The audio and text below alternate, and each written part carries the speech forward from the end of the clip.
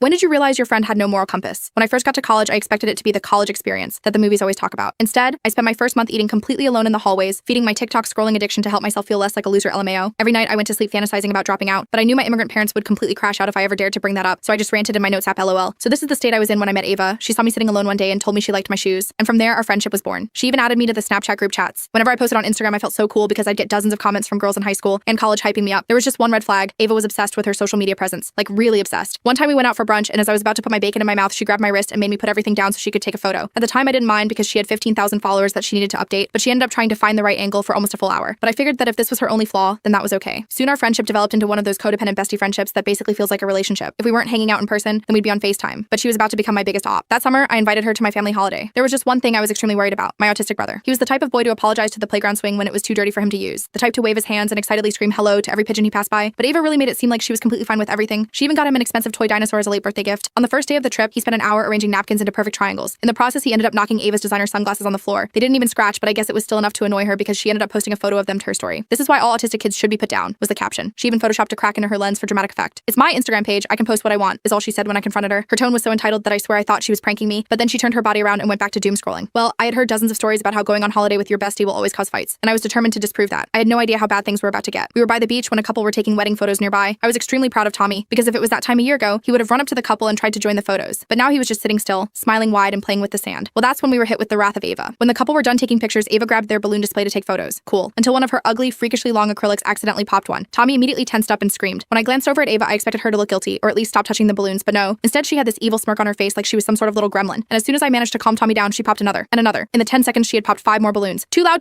Tommy was screaming while hitting his head with his fists. It wasn't until I shoved sand into Ava's charging port that she finally stopped. I didn't speak to Ava for the rest of the day, and I was ready to spend my savings on buying her an early flight home. That's when I got the text. It was my mother. Up to this point, we hadn't seen her and my dad all day because it was their wedding anniversary. She sent me a screen recording of Ava's Instagram story. It was a video of Tommy having a meltdown, captioned with "me when the plug cancels on me." And as if that wasn't bad enough, in the next post she put up a poll saying, "Should we leave him here or nah?" with the only voting options being yes and absolutely. Luckily, my mom was just as angry as me. So her next message was a QR code of the flight she had booked Ava for the next morning. And the second Ava hopped in the Uber to the airport, I blocked her on everything. That evening, my phone was completely blowing up. Everyone was texting saying they had no idea I was struggling with my health. So I made a fake account to check Ava's story. Yep, there it was. A photo of me lying in bed completely photoshopped with AI to make it look like I was on death's doorstep, alongside a GoFundMe link to support my chemotherapy for stage 3 lung cancer. I pinched the bridge of my nose and sighed, because there was one thing Ava didn't know. I would do anything to avenge my brother. Full video on channel and linked below.